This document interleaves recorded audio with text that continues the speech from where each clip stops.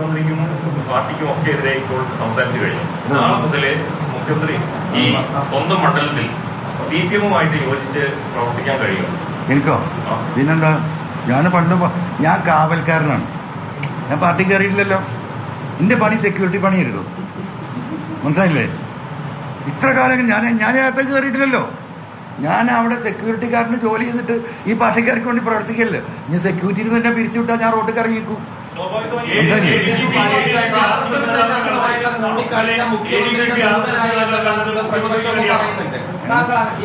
RSS നേതാക്കളുമായി ADGP കൂടിക്കാഴ്ച നടത്തിയത് മുഖ്യമന്ത്രിയുടെ ദൂതനായിട്ടാണ് എന്ന് പറയുന്നുണ്ട്. അങ്ങനെ മുഖ്യമന്ത്രിക്ക് കേന്ദ്ര സർക്കാരിന്റെയോ ഈ RSS-ന്റെ അത്തരം ഒരു ഭീഷണി ഉണ്ടെന്ന് താങ്കൾ മനസ്സിലാക്കുന്നുണ്ടോ? ഇതിനിപ്പോ ദൂതും എന്താ പറയാ പാറാവൊന്നും വേണ്ടല്ലോ.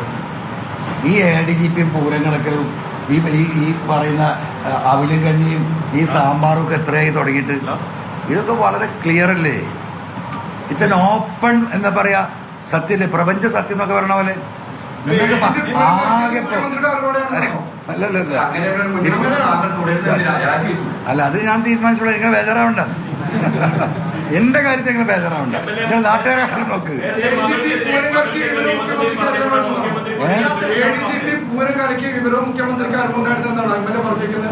അത് നിങ്ങൾ ബഹുമാനപ്പെട്ട പാർട്ടി സെക്രട്ടറിനോടൊന്ന് ചോദിക്കും.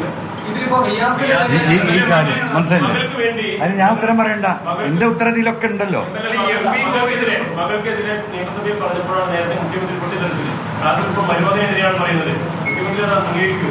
അപ്പൊ അത് പൊട്ടിക്കറി ലേശം കുറയും. മറ്റേ മകള് വരുമാനമാണല്ലോ, ലേശം കുറവുണ്ടാവും. പാർട്ടി സെക്രട്ടറി MP ഗോവിന്ദന് പോലും കാര്യങ്ങൾ പറയാൻ സാധിക്കുന്നില്ല. അദ്ദേഹം സൈലന്റ് ആണെന്ന് അങ്ങ് നേരത്തെ പറഞ്ഞു. അപ്പൊ അദ്ദേഹത്തെ ഉൾപ്പെടെ നിയന്ത്രിക്കുന്നത് മുഖ്യമന്ത്രി പിണറായി വിജയനാണ്.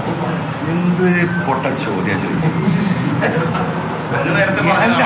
പൊന്നാര മനുഷ്യ, അതൊരു പ്രപഞ്ച സത്യല്ലേ? മാസം നല്ല പറയുമ്പോ ഇടങ്ങാറാന്ന് നിങ്ങൾ കണ്ടില്ലേ? അപ്പൊ ഈ സർക്കാരിന്റെ ഇപ്പോഴത്തെ അവസ്ഥയ്ക്ക് കാരണം മുഖ്യമന്ത്രി പിണറായി വിജയനാണ്. പിന്നെ ഗോവിന്ദ മാഷാണോ? അല്ലല്ലോ.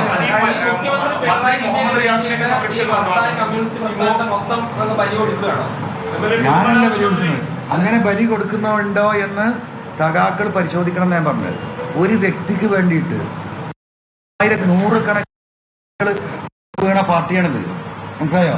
ആ പാർട്ടിയുടെ രക്തത്തിലാണ് നിൽക്കുന്നത്. ആ കണ്ണൂരിലെ സഖാക്കൾ, ആ രക്തസാക്ഷികൾ ഇപ്പോഴും കരയാണ്.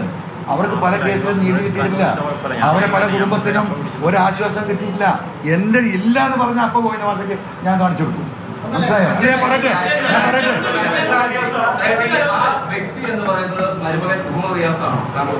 ഏത് വ്യക്തി?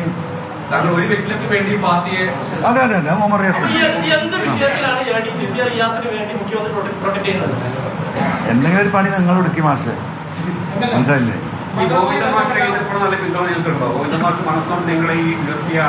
എനിക്ക് കേരളത്തിലെ മുഴുവൻ സാധാരണ മനുഷ്യരും ആ സാധാരണ മനുഷ്യരുടെ കൂട്ടത്തിൽ തന്നെയാണല്ലോ ഈ സഖാക്കള്. അവർ കുറച്ചും കൂടി മനുഷ്യത്തുള്ളവരാണ് ഈ വിഷയങ്ങളിലൊക്കെ. സ്വാഭാവികമായിട്ടുണ്ടാവില്ലേ?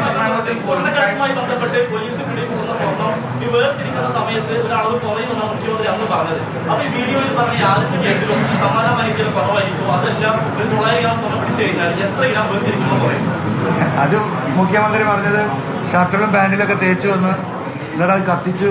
മനസ്സിലായോ? എന്തിനാ അദ്ദേഹം ഇതിന് പണിയും നിൽക്കുന്നത്? ഇനി അങ്ങനെ പിടിച്ചാൽ തന്നെ 102 ഒരു മിനിറ്റ്, നിങ്ങൾ ഗൗരവമുള്ള കാര്യങ്ങൾ ഗൗരവമായിട്ട് ദയവായി കേൾക്കുക. ഇനിയിപ്പോൾ അങ്ങനെ പിടിച്ചു ട്രൗസറിലും ഷെഡിലൊക്കെ തേച്ചിട്ടാ വന്നതെന്ന് വിചാരിക്കുക.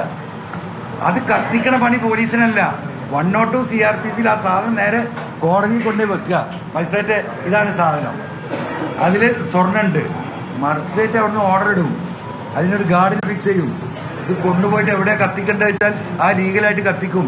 അവിടുന്ന് അതിന് ലീഗലായിട്ട് സർട്ടിഫിക്കറ്റ് വാങ്ങും. ഇത് കത്തിച്ച് കഴിഞ്ഞപ്പോൾ എത്ര സ്വർണ്ണ കിട്ടിയ മജിസ്ട്രേറ്റിനെ കൊണ്ട് റിപ്പോർട്ട് കൊടുക്കണം. മനസ്സിലായോ? ഈ എല്ലാ പണി എടുക്കുന്ന ആരാണ്? സുജിത് ദാസ്. മനസ്സിലായോ? എന്നിട്ട് ഇങ്ങനെ എന്താ പറയാ, പോട്ടെ.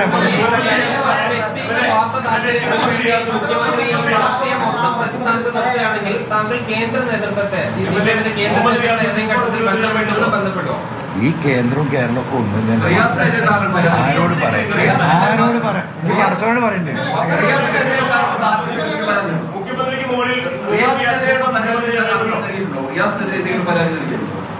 ഞാൻ നോക്കിയിട്ടില്ല,